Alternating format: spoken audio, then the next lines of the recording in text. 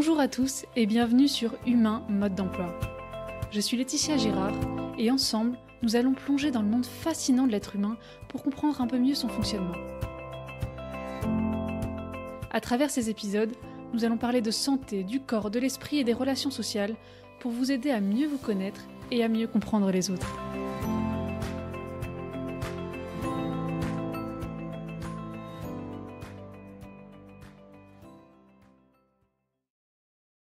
Je vais commencer par vous raconter une petite anecdote personnelle, mais c'est quelque chose qu'on a déjà tous vécu. Ce jour-là, en rentrant du travail, je prends la même route que d'habitude. Je double des voitures, je mets mon clignotant, regarde dans le rétroviseur sans doute des dizaines de fois, m'arrête au feu rouge, au passage piéton, enfin bon, rien d'exceptionnel a priori. Sauf qu'en arrivant devant chez moi, je me rends compte que je ne me rappelle absolument pas du trajet que je viens de faire. J'étais bien incapable de dire si je m'étais arrêtée à un feu rouge ou si j'avais croisé un cycliste. Pendant tout le trajet, j'étais complètement plongée dans mes pensées, et c'est qu'en arrivant que je me suis rendu compte que j'étais absolument pas consciente de la route que j'avais parcourue. J'étais en fait en pilote automatique pendant tout le long. Il arrive parfois qu'on soit inconscient de ce qu'on est en train de faire, que ce soit en conduisant ou en jardinant. Notre corps effectue parfaitement ses actions, alors que notre esprit est en fait complètement ailleurs, et on se rend même pas compte de ce qu'on est en train de faire.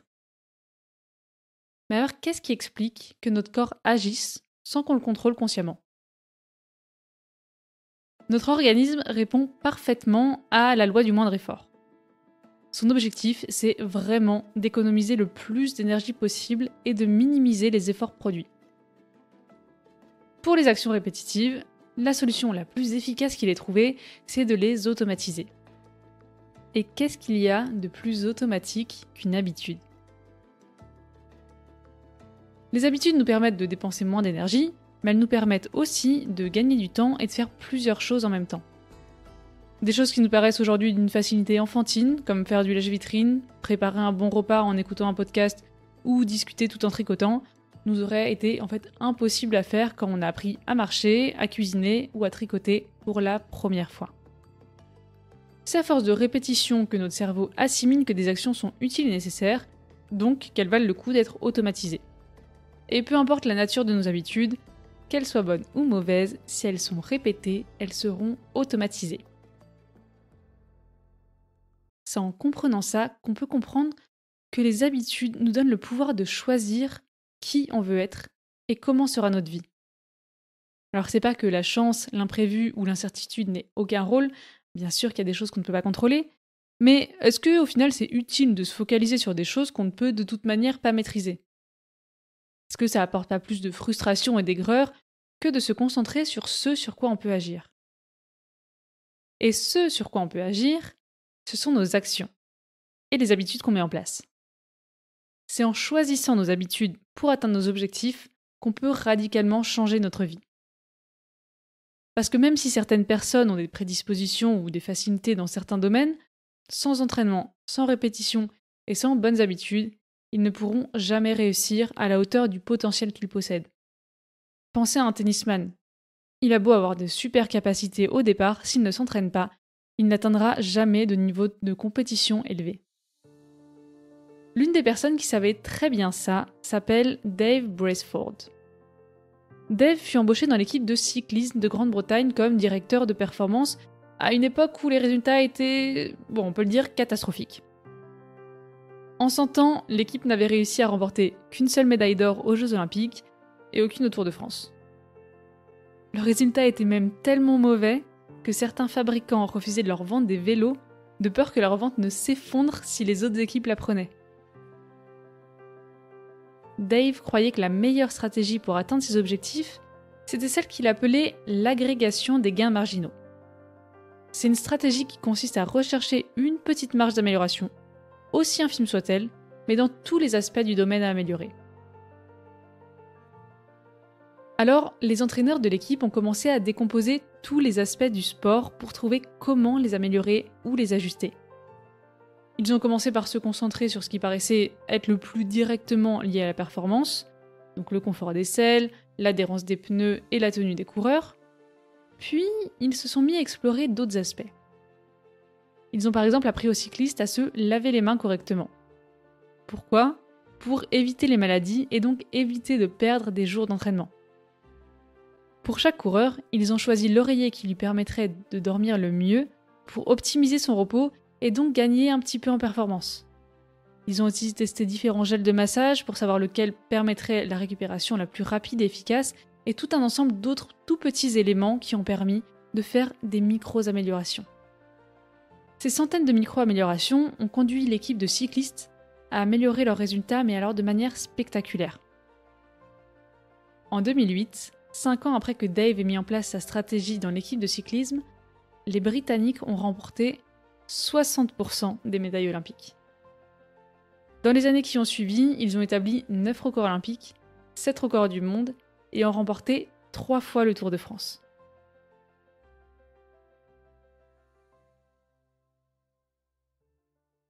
Qu'est-ce qui explique que de si petites actions, des améliorations qui paraissent parfois complètement insignifiantes, puissent provoquer des changements et des résultats aussi importants? La réponse se trouve dans le temps. La nature de nos habitudes détermine si le temps travaille pour ou contre nous. Les bonnes habitudes font du temps notre allié et les mauvaises en font notre ennemi. On se persuade souvent que les grands succès requièrent de grandes actions et on sous-estime la puissance des petites. Pourtant, sur le long terme, les petites actions font toute la différence. C'est ce qu'on appelle la règle des 1%. Si on s'améliore de 1% tous les jours, au bout d'un an, on est 37 fois meilleur dans le domaine qu'on a choisi. 1%, ça paraît ridicule, insignifiant et inutile. Mais jour après jour, ces pourcentages se multiplient de manière exponentielle. Et c'est cette multiplication qui amène aux grandes réalisations et à la réussite de nos objectifs. C'est valable pour tout ce qu'on entreprend. La nouvelle langue qu'on veut apprendre, nos compétences de cuisinier, nos résultats professionnels. Nos résultats dépendent du temps et de la régularité qu'on met dans nos actions. Si je décide d'apprendre l'italien et que je me fixe d'apprendre 10 mots par jour, à la fin de l'année, j'en connaîtrai 3650. C'est encore peu pour bien parler, mais c'est déjà un bon début. Mais si je décide d'augmenter ma liste d'1 mot par mois, en janvier j'en apprends 10 par jour, en février 11, en mars 12, etc. À la fin de l'année, j'en connaîtrai presque le double. Même si l'effort fourni est insignifiant au jour le jour, le résultat est quand même bien plus intéressant. La raison pour laquelle on abandonne souvent les bonnes habitudes qu'on vient de créer, c'est parce qu'on ne voit pas le résultat. Si on est 1% plus musclé, 1% plus sociable, 1% plus cultivé, ça passe complètement inaperçu. Mais en cumulant ces 1% d'amélioration tout au long de l'année, vous deviendrez 37 fois meilleur dans le domaine que vous avez choisi. Et en fait, ça paraît presque inatteignable et utopique en y pensant. Qui est-ce qui voudrait pas être 37 fois meilleur dans un domaine ? 37 fois plus cultivé, mais aussi 37 fois plus en forme, 37 fois plus heureux même. Nos objectifs sont bien plus accessibles qu'on ne l'imagine. Ils sont même à la portée de main si on crée les bonnes habitudes. Parce qu'une fois que l'habitude est ancrée dans notre quotidien, on n'a même plus besoin d'y penser, ou même de se motiver. Elle est automatique, et elle nous mène tout doucement au résultat qu'on s'est fixé. Par contre, ce qui est valable dans un sens l'est aussi dans l'autre, évidemment. Et donc quand on entretient de mauvaises habitudes, elles se multiplient elles aussi de la même manière. Si on mange mal un soir, ça n'aura pas d'impact sur notre poids. Si on oublie de rappeler un ami une fois, il nous le pardonnera. Si on remet son travail au lendemain, on aura peut-être encore le temps de le finir. Mais en répétant ces actions tous les jours, on aura vite fait de se retrouver en surpoids, seul et au chômage. La nature de nos habitudes détermine si le temps travaille pour ou contre nous. Alors si on est convaincu du bienfait des habitudes, la question c'est maintenant de savoir comment on développe une bonne habitude.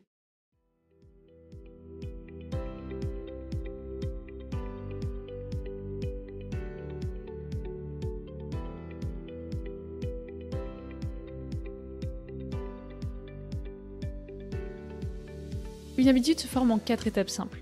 Le signal, le désir, la réponse et la récompense. Notre cerveau suit toujours les mêmes étapes. Il capte un signal, l'odeur du pain chaud en passant devant une boulangerie. Ce signal crée un désir dans notre cerveau, croquer dans une bonne baguette chaude. ce qui mène à une action en réponse, entrer dans la boulangerie et acheter une baguette, pour aboutir à une récompense, pouvoir enfin croquer dans le pain chaud à pleines dents. Le plaisir de manger la baguette motivera notre cerveau à reproduire la même action la prochaine fois qu'il captera le même signal. Ce qui fait que les mauvaises habitudes sont souvent beaucoup plus faciles à adopter que les bonnes, c'est parce que la quatrième étape, celle de la récompense, est beaucoup plus immédiate ou beaucoup plus facilement perçue que pour les bonnes habitudes. Pour ancrer une bonne habitude dans notre quotidien, il faut aider son cerveau à réaliser ce process de signal, désir, réponse et récompense. D'abord le signal. Notre cerveau est fait pour anticiper les événements, donc s'il voit une voiture aller un petit peu trop vite quand on s'apprête à traverser la route, il nous préviendra du danger tout de suite pour qu'on s'arrête. S'il remarque que la personne en face de nous devient soudain pâle, on anticipera un malaise et on lui portera assistance. Et si on voit une assiette de cookies sur la table, même si on n'a pas faim, on commencera à saliver. Le fondement d'une habitude, c'est que la perception d'un signal produit une action automatique, sans qu'on ait le temps de réfléchir. Donc pour créer une habitude, je dois créer un signal évident. Un signal qui peut être physique ou temporel. Le plus important, c'est vraiment qu'il soit visible. Plus il sera visible, plus il sera efficace. Si vous voulez manger plus de fruits, ce sera plus facile d'y penser s'ils sont dans une corbeille au milieu de votre table que dans le dernier tiroir du réfrigérateur. Et le plus intéressant, c'est que même sans volonté particulière, ça marche. Dans un hôpital de Boston, un médecin a voulu voir s'il pouvait améliorer les habitudes des patients sans rien leur demander. Dans la cafétéria, il y avait plusieurs frigidaires et les plus en évidence ou les plus accessibles ne contenaient que des sodas. Le simple fait d'ajouter des bouteilles d'eau dans ces réfrigérateurs-là a augmenté la consommation d'eau des patients de 25% et diminué celle des sodas de 12%. La visibilité donnée à l'eau a changé le comportement des patients sans même qu'ils s'en rendent compte. On peut aussi programmer un signal temporel, seul ou le lier à un autre événement. C'est beaucoup plus facile de se tenir à sa séance de sport hebdomadaire si on a planifié qu'on irait courir dimanche matin dans le parc d'à côté à 10h pendant 30 minutes que si on s'est juste dit qu'on irait courir à un moment donné de la semaine sans rien fixer. En précisant et planifiant le moment d'exécution d'une action, on peut augmenter jusqu'à 60% les chances de vraiment la réaliser. Voilà, maintenant vous pensez peut-être que souvent vous manquez de motivation, alors que ce dont vous manquez vraiment, c'est plus de clarté et de précision. Lier une action à un autre événement peut être tout aussi efficace. On peut dire, dès que je rentre du travail, je me change et je pars à la salle de sport. Ou le dimanche, dès que j'ai fini de prendre mon petit déjeuner, je lis 10 pages d'un livre. Bon, après, pour que ce soit efficace, il faut lier la nouvelle habitude à une habitude qu'on a déjà. Si on prend un petit déjeuner le dimanche, mais qu'une fois de temps en temps, ça ne fonctionnera pas. Le fait de donner un signal clair va impliquer un comportement et va commencer à créer une nouvelle habitude. L'objectif est vraiment de créer un déclencheur d'action qui deviendra automatique par la suite. La deuxième étape, c'est celle du désir. Si je veux que quelque chose soit désirable pour mon cerveau, je dois le rendre attractif. Pour rendre l'action dont j'essaie de faire une habitude attractive, je peux la coupler avec une autre qui me plaît déjà. C'est-à-dire que je ferai une action que je veux faire après avoir fait celle que je dois faire, ou en même temps. Aux États-Unis, pour encourager certaines personnes à faire de l'exercice, leurs télés ont été programmées pour ne s'allumer que si elles pédalaient à une certaine vitesse sur leur vélo d'appartement. Mais bon, plus simplement, vous pouvez juste vous dire que vous vous autorisez à faire une pause café avec vos collègues seulement après avoir appelé 3 potentiels clients. L'engagement social, c'est aussi une très bonne manière de rendre une nouvelle habitude attractive. On est souvent beaucoup plus motivé et régulier pour aller à la salle de sport quand on y va avec un ami que quand on y va tout seul. Et si on veut s'améliorer en photo, c'est aussi plus facile de faire des sorties en rejoignant un groupe de photos qu'en y allant tout seul. En trouvant le moyen de rendre nos actions plus attractives, on les rend beaucoup plus faciles à mettre en place. La troisième étape est celle de la réponse, c'est-à-dire la mise en place de l'action. Pour créer une habitude, il faut rendre la nouvelle action ou le nouveau comportement facile. Dans une école de photographie, aux États-Unis, un professeur a divisé sa classe en 2 groupes à qui il a donné des devoirs distincts. À la première moitié, il a dit Vous serez évalué à la fin du semestre sur la quantité de photos que vous avez faites. Vous devez en réaliser 100 pour avoir la meilleure note. À l'autre moitié, il a dit « Vous n'avez qu'une seule photo à prendre. Mais vous serez évalué sur sa qualité. Plus la photo sera belle, recherchée, bien exécutée et à la limite de la perfection, meilleure votre note sera. » À la fin du semestre, et à la grande surprise du professeur, les plus belles photos venaient toutes du premier groupe. En ayant 100 photos à prendre, ils ont eu le temps d'expérimenter, d'essayer, de faire des erreurs et de recommencer. Les premières photos qu'ils ont prises étaient sans doute les moins réussies, les plus faciles. Mais petit à petit, ils ont amélioré leur technique, ont complexifié leur approche et leurs photos sont devenues de plus en plus belles. Alors que ceux du deuxième groupe ont étudié théoriquement à quoi devait ressembler une photo parfaite et n'ont finalement obtenu qu'un résultat assez médiocre. C'est en agissant et en faisant des petits pas qu'on avance. Quand on se fixe des objectifs trop hauts, on se décourage avant de les atteindre ou on s'empêche de passer à l'action. Alors que si on se fixe d'abord des objectifs faciles, les réussir nous encouragera à poursuivre nos efforts. On deviendra chaque fois meilleur et on pourra se fixer des objectifs un peu plus élevés par la suite. Chaque pas qu'on fait nous amène un peu plus près de l'objectif suivant et nous rend la tâche plus facile. C'est plus simple d'atteindre le premier étage d'un immeuble en montant l'escalier marche par marche qu'en sautant directement à la dernière. La quatrième et dernière étape est la récompense. La seule raison pour laquelle on répète une habitude, c'est qu'elle nous apporte une récompense. Si on n'aime pas une expérience, on aura tendance à l'abandonner. Et c'est ce qui explique que les bonnes habitudes qui amènent une récompense mais à plus long terme soient plus difficiles à tenir que les mauvaises habitudes qui sont beaucoup plus plaisantes sur le moment.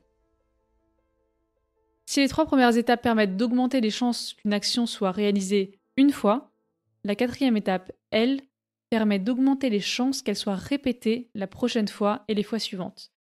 Comme pour la baguette de pain. Si je vais à la salle de sport maintenant, ça me demande du temps, de l'énergie, de la motivation, et je vais avoir des courbatures demain. Mais bon, je serai plus en forme dans 3 mois et en meilleure santé dans 10 ans. La récompense se ressent sur le long terme. Par contre, si je mange du chocolat maintenant, je vais trouver ça bon, ça va me faire plaisir tout de suite et ça va me demander en plus aucun effort. Mais bon, dans 3 mois, j'aurai peut-être pris un petit peu de poids et ma santé sera sûrement bien moins bonne dans 10 ans. Alors pour conserver une bonne habitude, il faut créer une récompense immédiate. La forme de motivation la plus efficace, c'est le progrès. Alors ça peut paraître étonnant, mais le simple fait de voir qu'on progresse dans un domaine suffit à nous donner la satisfaction attendue et à nous inciter à répéter une action. C'est d'ailleurs une astuce bien connue des plateformes d'apprentissage par gamification comme Duolingo. Chaque jour où on a rempli nos objectifs est marqué d'une croix. À chaque fois qu'on a réalisé notre nouvelle habitude, on marque ce jour d'une croix sur notre calendrier. Le sentiment d'accomplissement qu'on ressent par la simple vue de cette croix suffit à nous satisfaire. Et au bout de quelques jours, notre seule motivation, ce sera de ne pas briser la chaîne. Plus la chaîne sera longue, plus votre nouvelle habitude s'ancrera dans votre quotidien. Vous pouvez aussi, par exemple, mettre 5 € de côté pour vous offrir quelque chose qui vous fait plaisir à chaque fois que vous remplissez vos objectifs. Ou toute autre chose, en fait, qui vous motivera à continuer cette nouvelle habitude tant qu'elle ne sera pas bien ancrée et bien automatisée. En répétant les 4 clés de la création d'une habitude, la rendre visible, la rendre attractive, la rendre facile et la rendre satisfaisante, on peut très vite l'adopter et l'intégrer à notre quotidien sans que ça nous coûte finalement beaucoup d'efforts. Pour se débarrasser d'une mauvaise habitude, il faut faire l'inverse. La rendre invisible, la rendre déplaisante, la rendre difficile et la rendre insatisfaisante. Je vous donne juste un exemple rapidement. Si vous essayez d'arrêter de fumer, par exemple, vous pourriez procéder de la manière suivante. Pour rendre l'habitude invisible, commencez par cacher votre paquet de cigarettes. S'il est visible sur la table, vous allez avoir envie de fumer à chaque fois que vous le voyez. Pour la rendre déplaisante, à chaque fois que vous prenez une cigarette, dites à haute voix 5 effets néfastes que ça a sur votre vie et votre santé. Pour la rendre difficile, faites en sorte que votre paquet soit difficile à atteindre.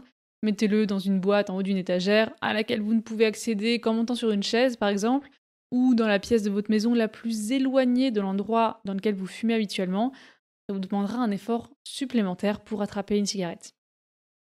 Et enfin, rendez-la insatisfaisante en donnant 10 € à un de vos proches à chaque fois que vous avez dépassé le nombre de cigarettes que vous étiez fixé dans la journée, ou interdisez-vous de regarder votre série ou d'aller sur les réseaux sociaux, quoi que ce soit qui puisse vous décourager. Peu de choses ont plus d'impact sur notre vie que nos habitudes quotidiennes. De la même manière qu'on construit une maison brique par brique, on façonne notre identité habitude par habitude. C'est la répétition et la constance de nos actions quotidiennes qui forment notre personnalité et produisent nos résultats, qui nous donnent une nouvelle identité.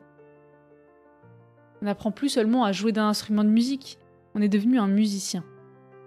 De coucher quelques lignes sur le papier, on est devenu un écrivain. Du coureur du dimanche, on est devenu un marathonien. Nos comportements sont le reflet de notre identité. Choisir ses habitudes, c'est choisir la personne qu'on sera dans quelques années. Et plus on est fier d'un aspect de sa personnalité, plus on sera motivé à conserver les habitudes qui lui sont associées. C'est pour ça que plus l'habitude est ancrée en nous, plus elle fait partie de notre identité et plus elle est automatique et facile à réaliser. Toutes les actions qu'on prend, quelles qu'elles soient, sont un pas de plus vers la personne qu'on va devenir. Créer une nouvelle habitude demande un petit peu de motivation. Mais c'est la seule manière de devenir la personne qu'on souhaite devenir et d'atteindre nos objectifs. L'action est la seule voie qui mène au résultat. L'action est la seule voie qui mène au résultat. Nos habitudes forgent notre comportement et nos comportements changent notre identité. Si vous êtes capable de changer vos habitudes, vous êtes capable de changer votre vie.